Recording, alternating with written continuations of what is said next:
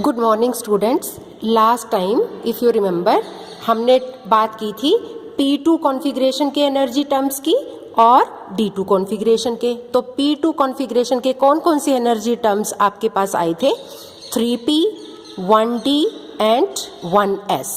और 3P उसके बाद आपका फिर से स्प्लिट अप हो गया था 3 टर्म्स में, 3P0, 3P1, 3P2।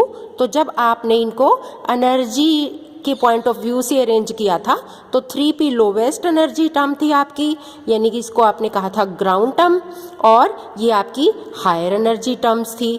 इसी तरह D2 कॉन्फ़िगरेशन की जब हम बात कर रहे थे तो हमारी कौन कौन सी टर्म्स आई थी?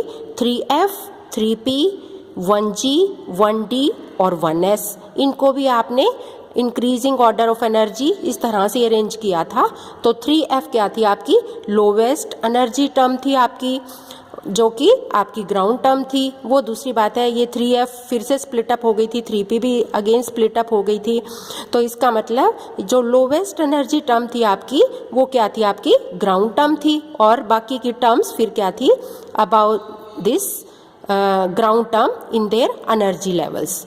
तो इस तरह से जो ग्राउंड स्टेट से एक्साइटेड स्टेट में कोई भी इलेक्ट्रॉन जाएगा तो उसको हम क्या कहते हैं कि ट्रांजिशन ऑफ इलेक्ट्रॉन, यानी कि excited from the lower energy to the higher energy. तो कौन कौन सी ट्रांजिशंस इलेक्ट्रॉन की पॉसिबल हैं? यानी कि 3F से 3P में जा सकता है, या 3F से 1G या 1D या 1S में भी जा सकता है या नहीं जा सकता है। तो इसके लिए हमारे पास एक सेट ऑफ रूल है जो डिसाइड करेगा कि 3F से 3P वाली ट्रांजिशन इलेक्ट्रॉन की पॉसिबल है, अलाउड है या नहीं अलाउड है। अगर पॉसिबल है तो उसको हम कहेंगे दिस ट्रांजिशन इज अलाउड। अगर इससे 3F से 1G में जा सकता है तो इस ट्रांजिशन को भी हम एक बार को कहेंगे अलाउड। अगर ये नहीं जा सकता तो फिर हम इसको कहेंगे फॉरबिडन। तो ये कैसे डिसाइड होगा कि इनमें से कौन सी ट्रांजिशंस अलाउड होंगी और कौन सी नॉट अलाउड होंगी? यानी नॉट अलाउड का मतलब चाहे आप उनको फॉरबिडन कहो या चाहे आप उनको रेस्ट्रिक्टेड कहो या नॉट अलाउड कहो। तो ये हमारे पास डिसाइड होगा बाय यूजिंग सर्टेन रूल्स, और उन रूल्स को हम क्या कहते हैं? These rules are known as selection rules. और आज हम बात करेंगे सिलेक्शन रूल्स की कि सिलेक्शन रूल्स क्या होते हैं।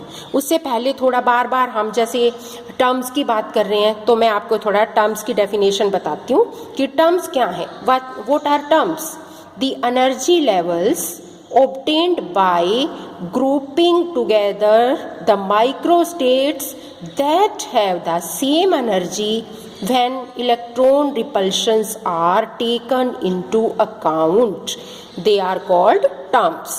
ताकि आपको क्लियर हो कि टर्म्स एक्चुअली हैं क्या। वैसे तो हम बड़े टाइम से टर्म्स की बात कर रहे हैं। तो सिलेक्शन रूल्स क्या हैं कि जो आपने देखा, theoretically predicted transitions are generally not observed. सारी की सारी पॉसिबल नहीं है ट्रांजिशंस इलेक्ट्रॉन के लिए। There are certain set of rules which are used to distinguish between the allowed and the forbidden transitions. तो कुछ रूल्स हैं जिसके बेस पे हम डिसाइड करेंगे कि कौन सी हमारी अलाउड होंगी ट्रांजिशंस और कौन सी नॉट अलाउड होंगी या कौन सी हमारी फॉरबिडन होगी। अगर ये सेट ऑफ रूल यानी कि सिलेक्शन रूल्स अगर फॉलो करता है तो इसका मतलब वो ट्रांजिशन हमारी अलाउड ट्रांजिशन होगी। If these rules are not followed it means that transition can not take place and that transition is called forbidden transitions. तो ये कौन कौन से मेन सिलेक्शन रूल्स हैं जो हम इलेक्ट्रॉनिक स्पेक्ट्रा में यूज़ करेंगे? 2 रूल्स हैं आपके। First is your spin selection rule. तो स्पिन सिलेक्शन रूल क्या कहता है? Transitions in which number of unpaired electrons changes in going from lower to higher energy state are referred to as spin forbidden और multiplicity forbidden. आगे भी example से आप इसको अच्छे से समझेंगे। इस रूल का मतलब क्या है? It means that transitions to only those excited state are considered which have the same spin multiplicity as the ground state. इसका मतलब that is the transition for which change of resultant spin is 0. इसका क्या मतलब है, यहाँ पे ध्यान से समझो. This delta S is what? This is the change of the resultant spin and this is 0. इसका क्या मतलब है कि चेंज हो ही नहीं रहा, यानी कि डेल्टा एस मतलब रिजल्टेंट स्पिन आपका चेंज नहीं हो रहा. तो रिजल्टेंट स्पिन आपका चेंज नहीं हो रहा तो इसका मतलब मल्टीप्लिसिटी भी चेंज नहीं हो रही, और मल्टीप्लिसिटी चेंज नहीं हो रही तो इसका मतलब वो ट्रांजिशंस हैं जिसमें मल्टीप्लिसिटी आपकी सेम रहती है. तो इसका मतलब उन ट्रांजिशंस को अलाउ किया गया है. तो they are the allowed transitions जिसमें आपका मल्टीप्लिसिटी चेंज नहीं हो रहा और जिसमें आपका लोअर एनर्जी से हायर एनर्जी स्टेट पे जाते हुए जिन में number of unpaired electrons change हो रहे हैं या जिनका रिजल्टेंट स्पिन चेंज हो रहा है, इसका मतलब वो ट्रांजिशंस अलाउड नहीं है और उनको हम मल्टीप्लिसिटी फॉरबिडन या स्पिन फॉरबिडन ट्रांजिशन कहेंगे. अभी एग्जाम्पल से आपको ये अच्छे से क्लियर होगा. This is also known as, इसी रूल को हम डेल्टा एस जीरो रूल भी कहते हैं या स्पिन सिलेक्शन रूल भी कहते हैं. कैसे, अब एग्जाम्पल से आप अच्छे से समझिए. For example for a D2 configuration, अब D2 कॉन्फ़िगरेशन के लिए the only terms which need to be considered are 3F. अभी हमने बात की थी 3F आपकी लोअर एनर्जी टर्म थी, आपकी ग्राउंड टर्म थी, और 3P आपकी हायर एनर्जी थी, तो एक्साइटेड स्टेट थी. Means a transition from 3F to 3P is allowed. This transition is allowed, but from 3F to 1G, 1D or 1S are forbidden. They are not allowed. अब यहाँ ध्यान से समझेंगे क्यों ये अलाउड क्यों है. ये इसलिए अलाउड है, यहाँ पर मल्टीप्लिसिटी आपकी 3 है ग्राउंड टर्म की और एक्साइटेड स्टेट की भी यही है 3 है. तो 3 और 3, तो इसका मतलब ग्राउंड स्टेट से एक्साइटेड स्टेट पे जाते हुए आपकी मल्टीप्लिसिटी चेंज नहीं हुई. मल्टीप्लिसिटी चेंज नहीं हुई का मतलब कैपिटल एस की वैल्यू चेंज नहीं हुई या नंबर ऑफ अनपेयर्ड इलेक्ट्रॉन्स आपके चेंज नहीं हुए, क्योंकि आपको ध्यान होगा कि आपका एक पर्टिकुलर रिलेशन था मल्टीप्लिसिटी और नंबर ऑफ अनपेयर्ड इलेक्ट्रॉन के साथ. तो इसका मतलब ये ट्रांजिशन आपकी अलाउड है जिसमें मल्टीप्लिसिटी आपकी चेंज नहीं हुई या मल्टीप्लिसिटी आपकी सेम रहती है. लेकिन 3F से 1G वाली ट्रांजिशन फॉरबिडन है, नॉट अलाउड है. 3F से 1D भी फॉरबिडन है और 3F से 1S भी फॉरबिडन है. अब आपको क्लियर हो गया होगा क्यों, क्योंकि यहाँ पर मल्टीप्लिसिटी आपकी 3 है, यहाँ पर सबकी 1 1 है. तो इसका मतलब मल्टीप्लिसिटी जहाँ पर चेंज हो जाएगी वो ट्रांजिशंस आपकी अलाउड नहीं होंगी, वो आपकी फॉरबिडन होंगी. क्यों? Because of this spin selection rule, जो आपका क्या कहता है कि चेंज ऑफ रिजल्टेंट स्पिन या मल्टीप्लिसिटी दैट शुड रिमेन 0, यानी कि चेंज नहीं होना चाहिए, उसे चेंज को 0, डेल्टा एस को 0 रहना चाहिए. तो this was all about the spin selection rule. Next is your second rule is the Laporte selection rule. अब ये second rule Laporte selection rule क्या कहता है? According to this rule the transitions which do not involve a change in the subsidiary quantum number, that is delta L is 0, are Laporte forbidden. इसका मतलब क्या हो गया कि जिसमें सब्सिडरी क्वांटम नंबर आपका चेंज नहीं हो रहा, ऐसी ट्रांजिशंस आपकी नॉट अलाउड है, वो फॉरबिडन है. If the molecule has centre of symmetry, यहाँ पर मैंने इसको अंडरलाइन किया है, दिस इज वेरी इंपॉर्टेंट. अगर सेंटर ऑफ सिमेट्री है और उसमें सब्सिडरी क्वांटम नंबर आपका चेंज नहीं हुआ है तो ऐसी ट्रांजिशंस आपकी अलाउड नहीं होंगी बाय लेपोर्ट रूल, और इनको हम लेपोर्ट फॉरबिडन ट्रांजिशन कहेंगे। This rule suggests that transitions from one D level to another D level, यानी कि pure DD transitions are not allowed, क्योंकि they are Laporte forbidden transitions। क्यों लेपोर्ट फॉरबिडन है? Because since the subsidiary quantum number L remains the same. वो कैसे? अब D D transition, अगर आपको सब्सिडरी क्वांटम नंबर की वैल्यूज ध्यान हो तो एस के लिए क्या थी? 0 वैल्यू थी, P के लिए 1 थी और D के लिए 2 थी। तो यहाँ पर डी डी ट्रांजिशन है, D के लिए सब्सिडरी क्वांटम नंबर यानी L की वैल्यू आपकी 2 है और इसके लिए भी 2 है, तो इसका मतलब L इसके लिए भी सेम है, इसके लिए भी सेम है, तो चेंज इन L यानी change in subsidiary quantum number आपका 0 हो गया। तो इसका मतलब चेंज नहीं हुआ, सेम रहा, तो इसका मतलब ये लेपोर्ट फॉरबिडन ट्रांजिशन है आपकी। अब समझ में आ गया ना आपको? Transition which involve a change in L या सब्सिडरी क्वांटम नंबर, और you can say where delta L is not equal to 0, यानी कि चेंज 0 नहीं होना चाहिए, कोई चेंज होना चाहिए। ऐसी ट्रांजिशंस को ही हम लेपोर्ट अलाउड ट्रांजिशंस कहते हैं। और ऐसी ट्रांजिशंस हमेशा क्या होंगी? Such transitions are intense, high intensity की होंगी और इनकी एब्जॉर्बेंस भी हाई होगी। तो अब दोनों सिलेक्शन रूल्स को हमने यहाँ पे समराइज कर दिया। फर्स्ट सिलेक्शन रूल जिसको आपने स्पिन सिलेक्शन रूल कहा था, सेकंड सिलेक्शन रूल जो आपका लेपोर्ट रूल था। तो इसका मतलब फर्स्ट सिलेक्शन रूल में कौन सी ट्रांजिशंस अलाउड थी? जिसमें रिजल्टेंट स्पिन आपका चेंज 0 था, यानी कि नो चेंज नहीं हुआ था। और फॉरबिडन कौन सी थी? जिसमें रिजल्टेंट स्पिन आपका चेंज हो गया था। इसी तरह लेपोर्ट रूल के अकॉर्डिंग जिसमें सब्सिडरी क्वांटम नंबर आपका क्या होगा? चेंज नहीं होगा, तो फॉरबिडन। अगर सब्सिडरी क्वांटम नंबर आपका चेंज होगा, इस चेंज इसका मतलब इज नॉट इक्वल टू 0, तो इसका मतलब दिस इज अलाउड। तो अब आपको ये क्लियर हो गया होगा। तो ये वाली ट्रांजिशंस हैं, ये transitions are allowed for which the electron do not change their spin state during the excitation from ground to the higher energy level. यानी कि स्पिन सिलेक्शन रूल के अकॉर्डिंग जब इलेक्ट्रॉन ग्राउंड स्टेट से excited state में जाते हुए अपनी spin को चेंज नहीं करता, स्पिन स्टेट को, तो इसका मतलब वो ट्रांजिशन आपकी अलाउड है। और ये जो लेपोर्ट ट्रांजिशंस हैं, these are most common in the tetrahedral complexes but not in octahedral complexes. उसका रीजन क्या है?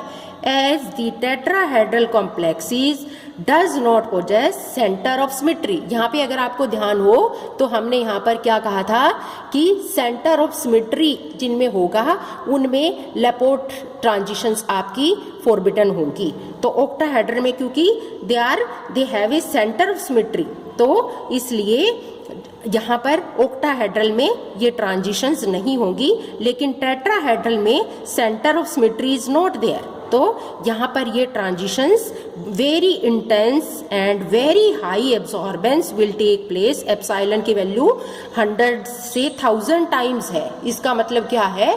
In tetrahedral absorption peaks are 100 to 1000 times more intense than in octahedral complexes. और इसीलिए tetrahedral complexes they results in their deep colour. और कोई अगर आप example भी लेके देखें टेट्राहेड्रल का, तो जैसे फॉर एग्जाम्पल आपका मैग्नीज का ये कॉम्प्लेक्स है, ये वाला, तो इसका मतलब, और इसी तरह अगर निकल का भी कॉम्प्लेक्स आप ले लें टेट्राहेड्रल, तो ये वाले टेट्राहेड्रल कॉम्प्लेक्सेस जो हैं आपके, they will be deep coloured होंगे बिकॉज ऑफ दीज ट्रांजिशंस। कौन सी वाली ट्रांजिशंस के कारण?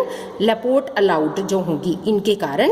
और ऑक्टाहेड्रल में ये ट्रांजिशंस नहीं होंगी because of they have the centre of symmetry, क्योंकि सेंटर ऑफ सिमेट्री आपका यानी कि ऑक्टाहेड्रल कॉम्प्लेक्सेस आपके क्या होते हैं? सेंट्रोसिमेट्रिक होते हैं, लेकिन टेट्राहेड्रल कॉम्प्लेक्सेस में centre of symmetry is not there.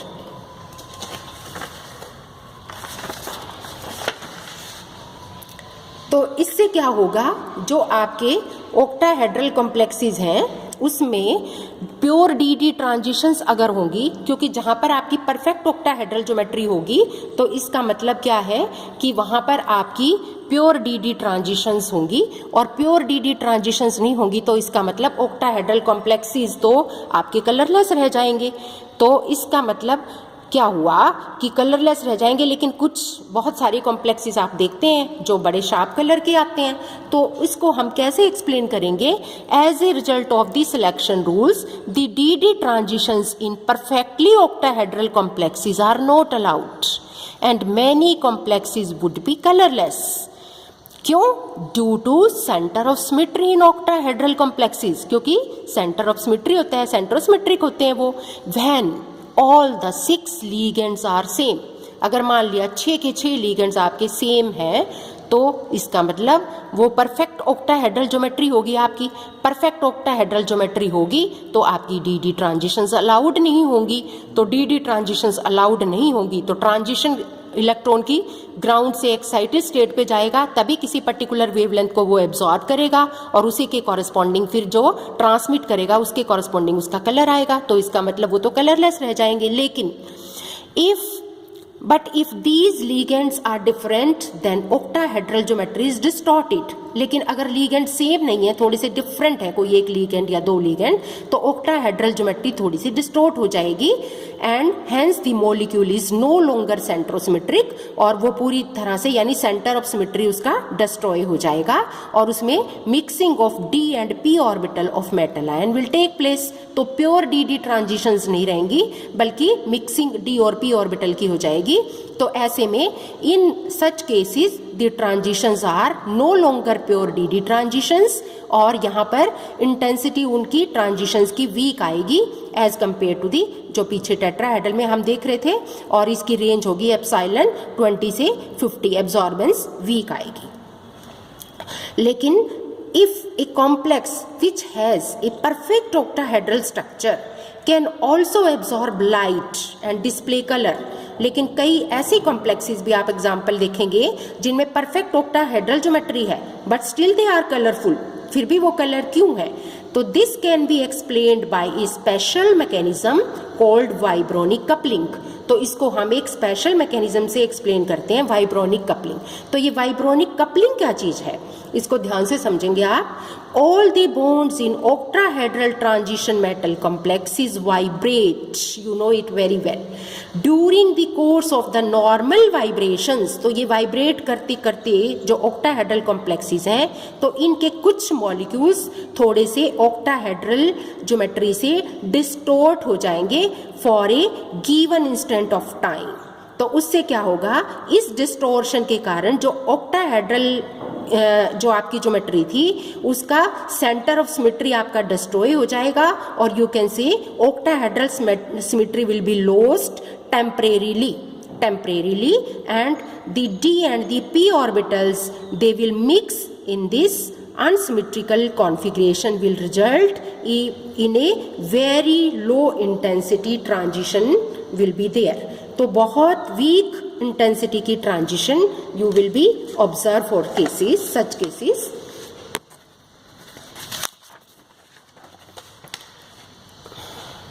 And these transitions are vibronically allowed and this phenomenon is known as vibronic coupling।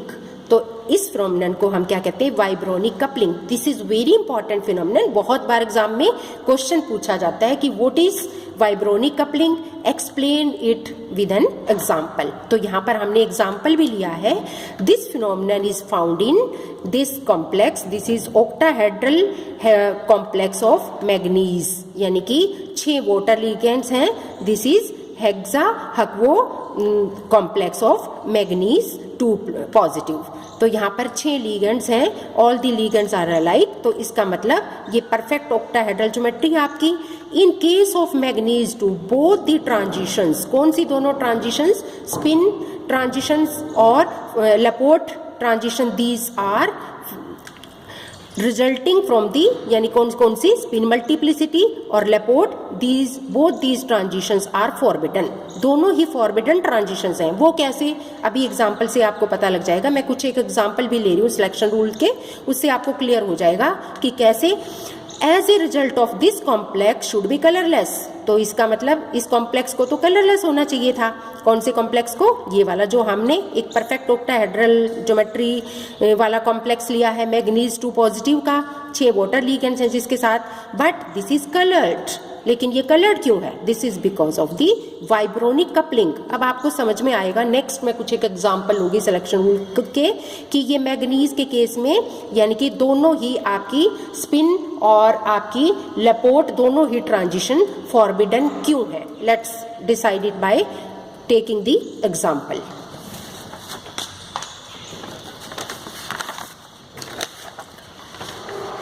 तो यहां पर some of the examples of selection rule in some complexes, यहाँ पर ये Dn का मतलब यहाँ पे number of d electron, D7 configuration हमने ली है, D5 ली है, D2 ली है, रैंडमली हमने ली है।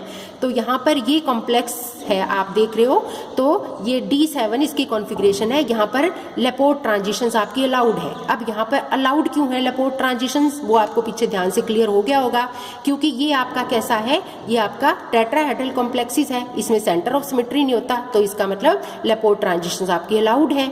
और मल्टीप्लिसिटी भी इसमें अलाउड है। कैसे, जब आप इसकी D7 की एनर्जी स्टेट्स निकालेंगे तो आप देखेंगे कि 4f जो इसकी ग्राउंड टर्म है और 4p इसकी एक्साइटेड स्टेट है, तो 4f से 4p में आपकी इलेक्ट्रॉन की ट्रांजिशन हो सकती है। क्यों हो सकती है, क्योंकि इसमें मल्टीप्लिसिटी आपकी चेंज नहीं हो रही, ग्राउंड स्टेट से एक्साइटेड स्टेट में जाते हुए मल्टीप्लिसिटी सेम होगी, तो इसका मतलब फर्स्ट सिलेक्शन रूल के अकॉर्डिंग ये ट्रांजिशन आपकी अलाउड होगी। अब ये एग्जांपल आपका D5 जो अभी पीछे हमने एग्जांपल लिया था मैग्नीज का है 6 वाटर मॉलिक्यूल्स के साथ, इसी तरह से उसमें भी D5 थी आपकी कॉन्फ़िगरेशन, यहाँ पे भी D5 कॉन्फ़िगरेशन है।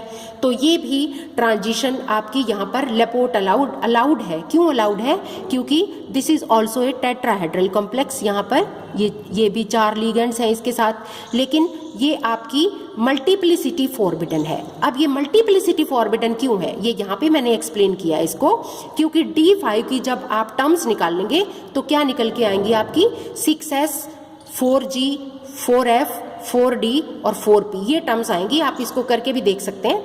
तो ये 6s लोवेस्ट एनर्जी टर्म होगी जब आप इसको energy increasing order of energy में अरेंज करेंगे। 6s आपकी ग्राउंड टर्म होगी और ये आपकी दूसरी अदर टर्म्स होंगी। तो 6s से ये 4g वाली ट्रांजिशन पॉसिबल नहीं है। क्यों पॉसिबल नहीं है, क्योंकि यहाँ पर आप देख रहे हो कि मल्टीप्लिसिटी चेंज हो रही है। 6s से 4f भी पॉसिबल नहीं है और 6s से 4d भी पॉसिबल नहीं है, 6s से 4p भी पॉसिबल नहीं है। वो यहाँ पर मैंने आपको एक्सप्लेन किया है क्यों पॉसिबल नहीं है, क्योंकि 6 से बाकी सब की मल्टीप्लिसिटी चेंज है, इनमें से किसी की भी 6 नहीं है, सबकी 4 है। तो इसका मतलब 6s से 4g या 4f 4d 4p ये सभी मल्टीप्लिसिटी फॉरबिडन ट्रांजिशंस हैं। तो इसका मतलब ये आपकी मल्टीप्लिसिटी चेंज हो रही है, तो यहाँ पर मल्टीप्लिसिटी फॉरबिडन ट्रांजिशन है। एक एग्जांपल D2 की तो आपने एनर्जी टर्म्स निकाल ही ली थी, ग्राउंड टर्म आपकी 3f थी और एक्साइटेड 3p थी। 3f से 3p में जा सकता है क्योंकि मल्टीप्लिसिटी आपकी सेम है, तो मल्टीप्लिसिटी चेंज नहीं हो रही, तो इसका मतलब लेपोर्ट अलाउड ट्रांजिशन, मल्टीप्लिसिटी यानी फर्स्ट सिलेक्शन रूल के अकॉर्डिंग ये अलाउड ट्रांजिशन है, स्पिन अलाउड ट्रांजिशन है ये आपकी। लेकिन आपकी लेपोर्ट फॉरबिडन ट्रांजिशन है। वो क्यों लेपोर्ट फॉरबिडन है, because again here the same reason, octahedral complex है, यहाँ पर all the ligands are same, और ऑक्टाहेड्रल कॉम्प्लेक्स होने की वजह से यहाँ पर सेंटर ऑफ सिमेट्री होगा। तो सेंटर ऑफ सिमेट्री होगा और परफेक्ट ऑक्टाहेड्रल ज्योमेट्री होगी, तो इसका मतलब आपकी लेपोर्ट ट्रांजिशन यहाँ पर फॉरबिडन हो जाएंगी। तो it means according to Laporte rule only those transitions are allowed which have the same according to the spin rule only those transitions are allowed which have the same multiplicity as that of the ground state। तो इसलिए ये transitions आपकी possible इसमें नहीं हो पाई। अब इन example से आपको स्पिन सिलेक्शन रूल्स अच्छे से क्लियर हो गए होंगे। अब next we are talking about the Mulliken symbols. अब ये Mulliken symbols क्या हैं? Mulliken symbols they display the splitting of the energy states by the external magnetic field, and these symbols are used in interpreting the electronic spectra of the transition metal complexes. Like जैसे p term है आपकी, तो जो 3 p orbitals हैं, you know it very well, they are directed in different directions but they have equal energy. As a result, the p term remains unsplit in octahedral as well as in the tetrahedral field. However, it is labeled T1G in case of octahedral, only T1 in tetrahedral. ये आपको ध्यान रखना है. Letter G is dropped here क्योंकि G का मतलब होता है जीरेड. जीरेड में सिमेट्रिकल, ऑक्टाहेड्रल आपके सिमेट्रिकल होते हैं, टेट्राहेड्रल में आपके सिमेट्रिकल नहीं होते, तो इसलिए यहाँ से G लेटर आपको हटा देना है. इसी तरह से S टर्म, S ऑर्बिटल की तरह से इसको भी हम फर्दर स्प्लिट अप नहीं कर सकते. F टर्म की जो मूलिकन सिंबॉलिक रिप्रेजेंटेशन यहाँ पे कैसे दिखाओगे आप? ऑक्टाहेड्रल फील्ड अगर है तो F किस किस में स्प्लिट अप होगा? A T2G, A T plus T1G plus T2G. अब हमने एक टेबल बनाया है सभी मूलिकन सिंबल्स, हालांकि आपके सिलेबस में डायरेक्टली नहीं है ये, लेकिन फिर भी आप थोड़ा सा इस टेबल को ध्यान से देखें, ऑब्जर्व करें और इसको थोड़ा सा मेमोराइज करें. अभी मैं आपको वो दिखाने जा रही हूँ. ये है splitting of terms of free ions और एटम्स. ये कैसे हमने ऑक्टाहेड्रल फील्ड में स्पेक्ट्रोस्कोपिक टर्म अगर आपकी S है तो इसका सिंबल क्या होगा? A1G, P है तो T1G, D है तो EG और T2G में स्प्लिट अप हो जाएगी. F है तो इसी तरह से A2G, T1G और T2G, और G है तो ये आपकी हो गई, और H है तो, और I है तो ये A1G, A2G, EG, T1G और 2T2G. इसको आप इस तरह से खोल के भी लिख सकते हो, T2G प्लस T2G. जैसे ऊपर मैंने आपको दिखाया है H के लिए EG plus 2T1G plus T2G. इसको मैंने यहाँ पर खोल के दिखा दिया, EG plus T1G plus T1G plus T2G. इसको आप इस तरह से भी दिखा सकते हो. लेकिन ये सब क्या है? These are the Mulliken symbol for octahedral field. अगर टेट्राहेड्रल फील्ड की हम बात करेंगे तो सेम वही चीज, क्योंकि उनमें सेंटर ऑफ सिमेट्री आपका नहीं है तो G letter will be dropped. तो ये सिंबल आपके सेम रहेंगे. टर्म्स जैसे फॉर एग्जांपल 2 टर्म्स मैंने आपकी यहाँ पर ले ली, H और I, H और I. तो यहाँ पर ये टर्म्स और ये टर्म्स आप देख रहे हैं, इनमें क्या डिफरेंस है? सिर्फ कोई भी डिफरेंस नहीं है, सभी में. आप ये नहीं है कि खाली मैंने 2 एग्जाम्पल के तौर पे लिए तो इन्हीं में ही G लेटर आपको ड्रॉप करना है. इन सभी टर्म्स में आपको G लेटर ड्रॉप कर देना है फॉर दी टेट्राहेड्रल फील्ड, क्योंकि आपको अच्छे से पता है कि टेट्राहेड्रल फील्ड में जीरेड यानी कि सेंटर ऑफ सिमेट्री नहीं होता. तो इन सब के मूलिकन सिंबल सेम आ जाएंगे. Only the difference is of this G letter that will be dropped. This was all about the Mulliken symbol. Revise it properly. Thank you so much.